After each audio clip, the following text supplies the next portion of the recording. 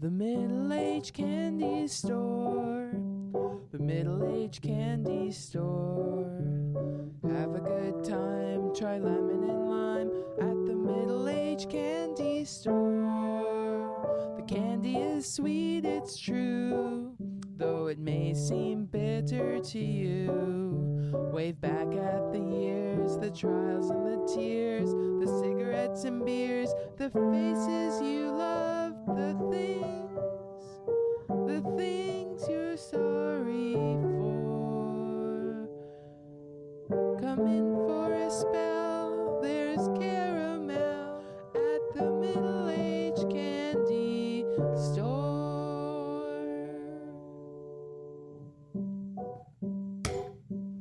Skip, those look fantastic.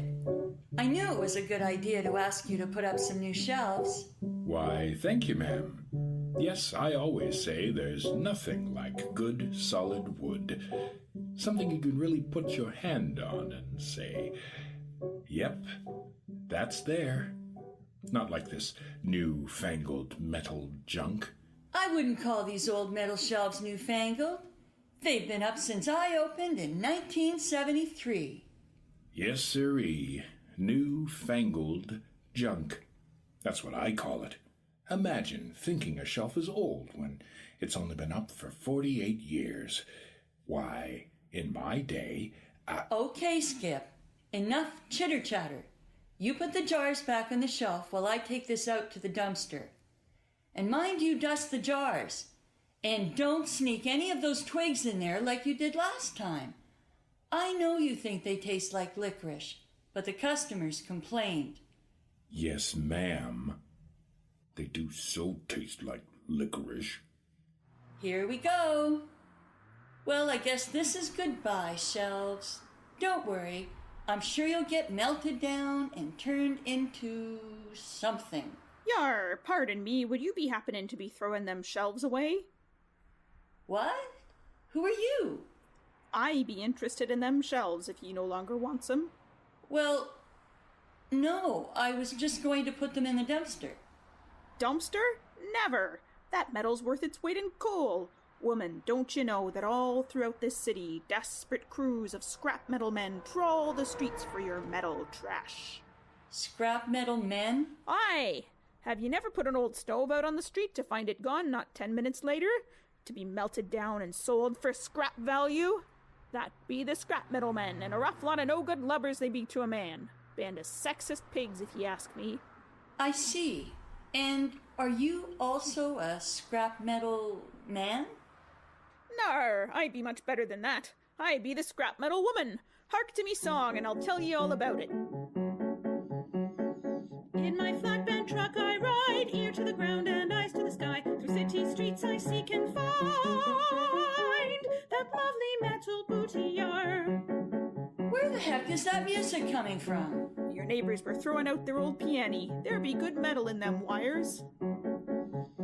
No metal hides from my embrace, no copper wire or old steel safe, no fridge or stove or rusted gate.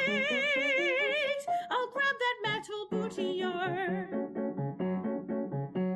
That scrapper woman's coming in, no man may ride this boat of tin. I find and sell and roll in dough from lovely metal booty The scrapper men may think they're bold, they laugh because they say I'm old. No girl can grasp this metal gold, that lovely metal booty yard. But laughter turns to curses sweet when I sweep out the city streets. Make off with metal ducks and sheets, that lovely metal booty yard. The scrapper woman's coming in, watch out ye men, my boat of tin I find and sell and roll in dough from your lovely metal booty Yes, watch out for I'm here to go for your lovely metal booty Come scrapper women, here we go.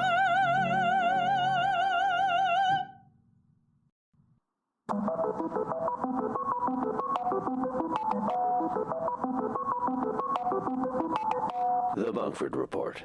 Hello, everyone, and welcome to episode 1 of my podcast. For those of you not up to date, yes, I am the monkey from the animated cartoon Rockarola, once known as Bunky and now going by my full name, Bunkford. And it's been a difficult transition for me from cartoons, but I'm still moving forward, I guess. I found out that I don't actually have a SAG membership, so I can't act, and I'm still fighting Rockarola's parent company, Spectrumopolis Communications, over my own name. Basically, they say that everything I do or say is their intellectual property. And now I found out that I can't run a therapy group for other cartoon animals either, because you need a license to run a therapy group, and they won't license animals. Of course, I found all of this out after I studied for and passed all the exams over several months. But what I am allowed to do is talk. And so here I am, podcasting with everyone else in the universe. So welcome to episode 1, I guess. My guest today is another famous and wonderful cartoon actor, reader of nursery tales to millions of children, the beloved duck matriarch, Mother Ducker. Welcome, Mother Ducker. Well, thank you, Bunky. I'm so glad to be here, and I'm proud of you for all you've done.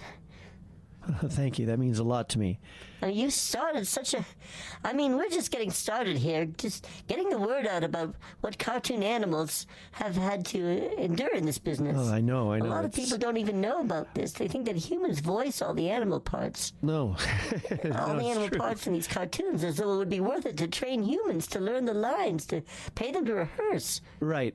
And for the benefit of listeners who don't know, the cartoon company has determined decades ago that it was far more economical to surgically implant segments from the speech center of the brain into young animals. Right, glued in there with some stem cells for good measure, of course. Yeah, and bingo bango, you get a cute talking animal.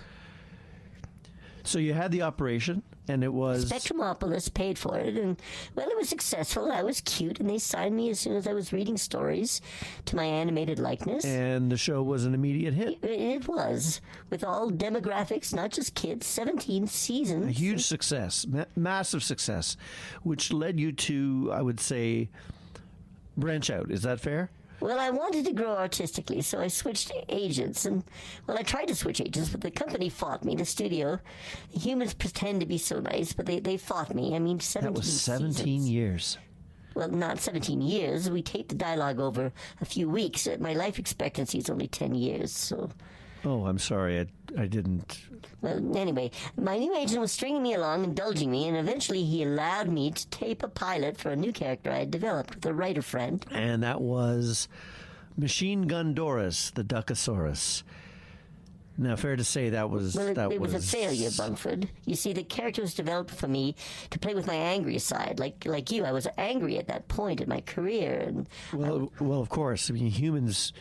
Just do that. It's true. They pretend to be so civilized, with all these rules, no biting.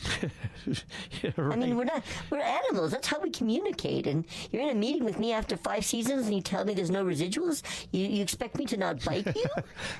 I bit my agent. Well, good for you. The humans, they pretend to be so caring and liberal, but in the end, they always get their way. Try to ask for mollusks at the craft table, they'll shut you down. And anyway, I became angry, so I directed that anger into Machine Gun Doris, who was also a duck, a character. Yes, your viewers were confused because she was a duck. But, she was addicted to armed robbery. She was a duck who robbed banks. I think we have a clip, actually. Get down! All of you, get down!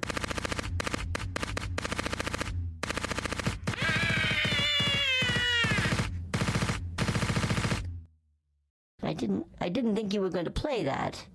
Anyway, it didn't get picked up. The clip got leaked out, and the parent company accused me of leaking it, and the series got canceled even though we had 12 seasons in the can. I'm sorry. And actually, it was liberating. I tried something new, and then I knew there was time to try something I always wanted to try, a new challenge, the stage. Oh, wow. I had developed a one-duck stage adaptation, a biographical monologue of the life of Golda Meir. Prime Minister of Israel, right. Now, I understand through that production. Well, we had problems. We couldn't find a producer, and we did. They wanted me to do Amelia Earhart because, well, I guess that may have been funny to them. And then the rewrites got screwed up, and the writer thought it was Indira Gandhi.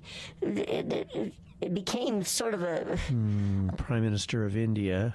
Exactly, yes. And then they left it all in with the Earhart lines. It was just a big mess. There's that YouTube channel where they read the reviews of the play, right? The famous one was So Bad Good It's Good Bad.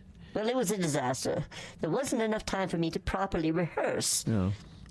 I guess you started to sing Amelia's song, I Can Fly, I Can Fly.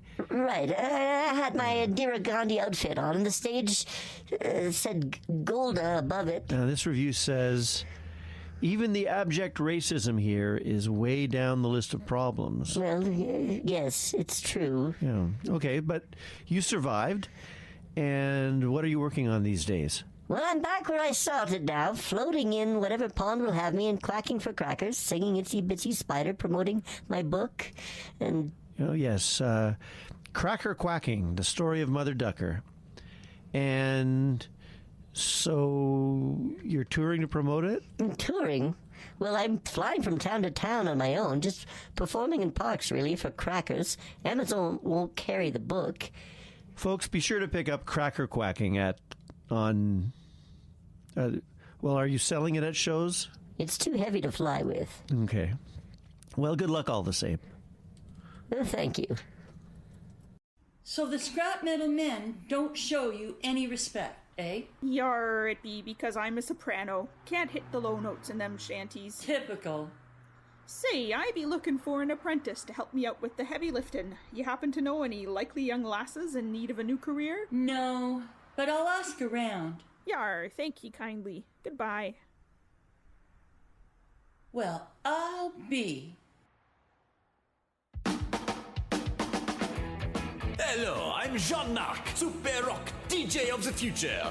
I'm actually coming to you from the future, from the Francoplasm 10,000 Super Rock, to tell you about the best rock of the future, as well as the best shows and super concerts too.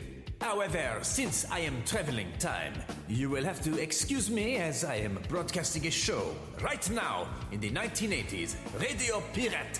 So please, give me a second, please. C'est Jean-Marc Super Rock, Classic Rock 92.5. 87. Yeah!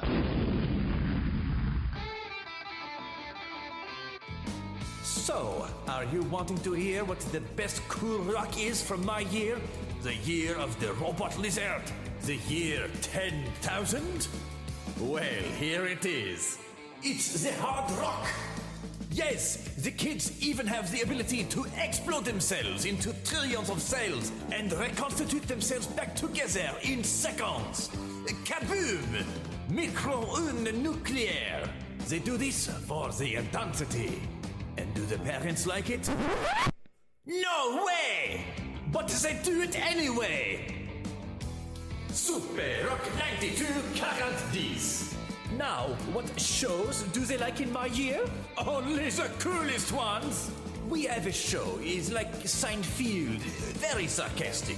Only sometimes they take their shoes off and play with their feet. Haha! Here we go with laughter of Super Rock! We have serious academic shows, and the professors stop and tickle each other. Or they have a dance. Or they make a sound like a big truck. Vroom, vroom.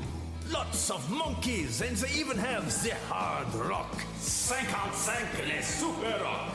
Les singes, mon dieu, super, cuckoo. Naked people and seagulls doing big revenge. Oh my, 63 super. And the sex noises they have with an old car horn sound also. Hahooga.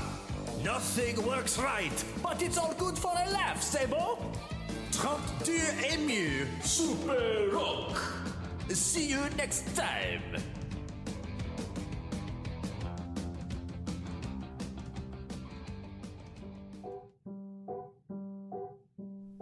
Thank you for listening to the Middle Age Candy Store produced by The Gathering. The Bunkford Report, written and performed by Donnie Febbleston. French Classic Rock DJ, written by Donnie Febbleston, performed by Chris O'Bray. Songs by Forget the Whale, I Know Where You've Been, and Another Trick Up My Sleeve, as per Creative Commons licensing from the Free Music Archive. Intro and interstitial written by Kristen Mueller-Heaslip and performed by Karen Loomer, Michael Giel, and Kristen Mueller-Heaslip. Cover art by Amanda Madelanis. The Middle Age Candy Store is a proud member of the We're Still Cool podcast network. Theme music by Donnie Febbleston, performed by Donnie and Linda Febbleston. Come in for a spell, there's Karen.